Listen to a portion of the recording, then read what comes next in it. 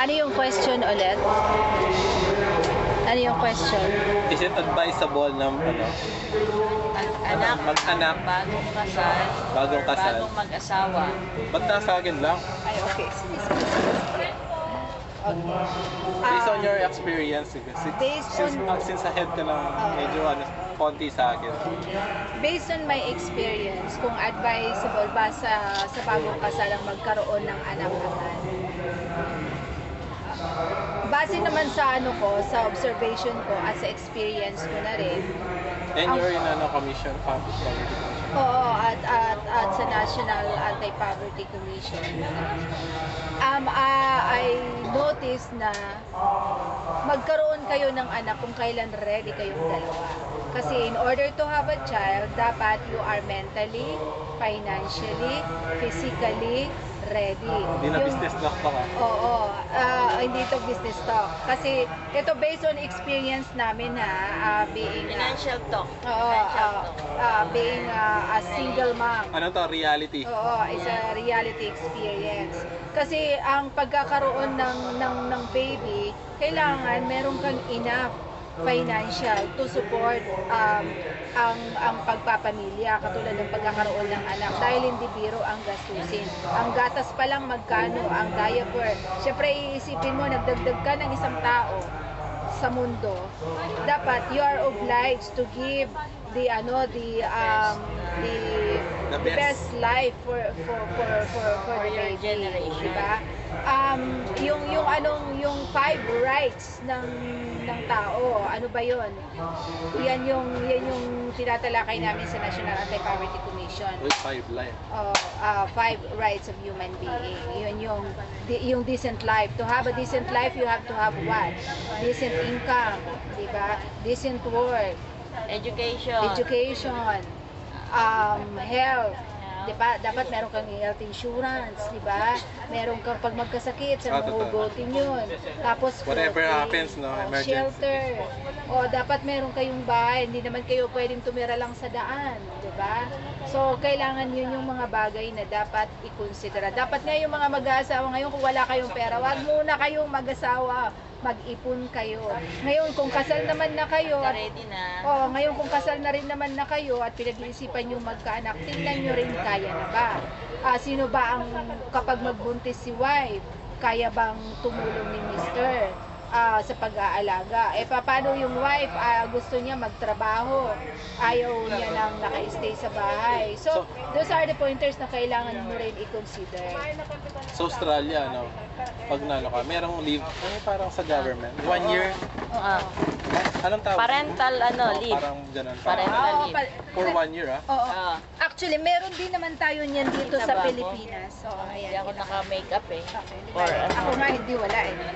Meron din Okay. naman yan tayo dito sa Pilipinas. Yun lang kasi wala tayong binibigay walang binibigay ang gobyerno ng ganong kalaki na katulad ng binibigay sa ibang bansa. At saka sa ibang bansa, libre lahat. Education, medical, allowance, food allowance. Pag walang trabaho yung mga nasa abroad, binibigyan ng government ng food at saka ng work. Ngayon, kapag gusto niyo na pong mag-anak, kailangan niyo po ng 3 milyon bawat bata. Dapat may budget siya ng 3 milyon bata. Magmula sa baby hanggang bago sa... gawin, no? May Opo. 3 million Nasa ready na. Anong bansa yun? Ang alin? Yung mayroon kang dapat 3 milyon na Dito? budget. Hindi, dito sa Pilipinas. Dapat, kasi kukwentahin mo kung magkano yung ginastos mo magmula nung nasa tiyan siya, pinanganak siya, hospital, education, medical, lahat ng kailangan ng bata. Kaya dapat may 3 milyon ka. Bawat bata dapat may 3 milyon. Meron Kasi ako 30 automatic pesos. yan eh. Ngayon, Automatic paano yan, mo kakain at kakain. Hindi mo naman pwedeng sakalin yan para hindi kumain. We have churros, sa diba? abroad hot and siguro cold. possible yun. Dito sa Mushroom Pilipinas, siguro ang 3 milyon na budget. Maluluto eh. Kwenta ko na yun dito dapat sa Pilipinas. Kasi sa abroad, libre ang education eh. Meron din naman tayong free education na ngayon dito sa Pilipinas, sa bansa natin. Yun lang, 120. hindi natin Ten pwedeng sticks na yun, tingnan meron na kung siyang ano kasama. yung mga advance Meetings. na ginagawa nila sa abroad dahil wala pa tayo doon.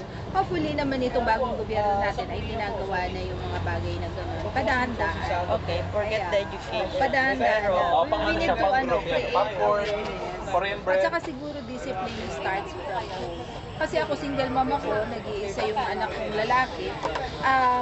Sa ngayon, ini-educate ko na siya na having a family is a big responsibility. Kung hindi ka pa rin naman Oo nga. ready, why would you Daming mga engage, gados.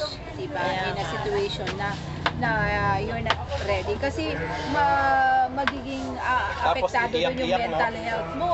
Oo, diba, madidepress ka. Tapos yung ibang kabataan, Okay. young parents, nadidepress sila, iniiwan nila mga anak nila, pinapampun sila. Pinapampun, Or iniwanan. nagda-drug sila. Or kung ano-anong ginagawa, nag-a-abroad sila, tiniiwan nila yung mga anak nila kung kani-kanino, di ba? So, wag natin, Oo, istorbo yun yung mga grandma, di grandpa. ba? Oo, iba na ngayon. Pinapasakripisyo Iba yung na ibang ngayon. tao Ang para mga sa senior, mga anak nila. oo, ang mga senior citizen ngayon, meron na silang rights na May istorbo nyo yung matatanda. Oo. Ako yung anak ko Enjoying na the life, panganay, sabi niya sa akin, Ma, gusto magkapera? Sabi ko, bakit? Ano na naman ibebenta mo? Sabi niya sa akin, alagaan mo yung anak ko at bibigyan kita buwan-buwan. Ganun, kayo mayaya, kayo merong ano, tapos ako pag-aalagaan mo, gusto mo hawakan ko 2 panyan at ganun-ganun. Tapo ko sa ilog ng ganun. hindi. Yeah. Joke lang Iba po na, yun. iba na pero, ngayon ang mga senior ganun ang citizen. feeling ko. Oo, meron na rin silang mga rights. kung eh, ano yung bahay pwede. namin nasa tabi ng ilog, napatingin siya sa ilog. Kasi Gagano'n. ano eh, Yung ang hirap, imagination. ang hirap din sa mga seniors kasi they can't say no eh. Kasi Oo. ang apo nila yan eh. Oo, apo nila. Pero hindi, tayo rin kasi we need to be a better parents at saka dapat harapin natin kung ano yung responsibilities at saka ang mga obligasyon natin. Siyempre maganda rin yung merong contribution yung mga grandparents para din kasi makilala sila Yes. as being a Filipino, it's part of our culture na pati grandparents involved sila sa natin. Pero sa, wag naman lagi. Oo, wag nating abusuhin yun. Oo Siyempre, nga. mayroon Doon din. mo na pinatira yung apo mo, Oo. pinag-aral mo pa, tapos Minsan hihingi ka pa ng inalagaan mo. pampagatas na eh. Oo. Kapal eh, no? Hindi. Ngayon, mayroon na nga yung mga rights ang mga senior citizen na ano na sila, napukaw na yung mga isipan nila pagdating dyan. So, alam na nila kung ano yung mga limitations, alam na nila kung anong pwedeng gawin, at alam nila kung ano talaga yung dapat sa kanila at hindi sa kanila. So, meron na rin tinatawag na mga violation din kapag natitake advantage din sila sa yung mga senior At citizens. saka ngayon natutuwa ako sa senior citizen ngayon, may libreng parking, may libreng sine, may 20% discount. Oo. Tapos merong Lumayo na tayo sa mga senior citizen. Ano ba, Ano? panganganak? Oo nga, sir. May, biglang tumanda yata yung pinag-uusapan natin magmula sa baby. Yung sa baby. Oh, Yun paano, lang sir? masasabi Balik ko. kayo. Yun lang masasabi ko, kung hindi rin lang naman pa-ready mag-family at magkaroon ng relationship, At magkaanak. magkanak, magtrabaho muna, mag-save muna kayo. Kasi hindi naman natin gusto na yung anak natin ay maging laman ng lansangan, pakalat-kalat na mamalimos dyan. Diba? Kaya, Siyempre, nagiging nagkaanak kawawa tayo, yung mga bata. ginusto nating magkaanak, harapin natin yung responsibilidad Obligasyon na, mo yon, oo, dapat na- gawin mo. oo, Kasi ginawa mo supportahan yan, sila. kailangan, kung ano man yung ginawa mo, kailangan gawin mo ang obligasyon mo. Oo. Kasi Pero wag obligasyon. din naman na i-spoil naman natin sila kasi bilang magulang maganda yung magmumula ang disiplina, ang tamang values sa pamamahay natin. Yung turuan natin sila ng tama, how to behave better with how to respect older people, kailangan din natin turuan din natin sila when to say maging yes, masipag at when to say no. Oo. Turuan natin sila ng financial management while young. Yun.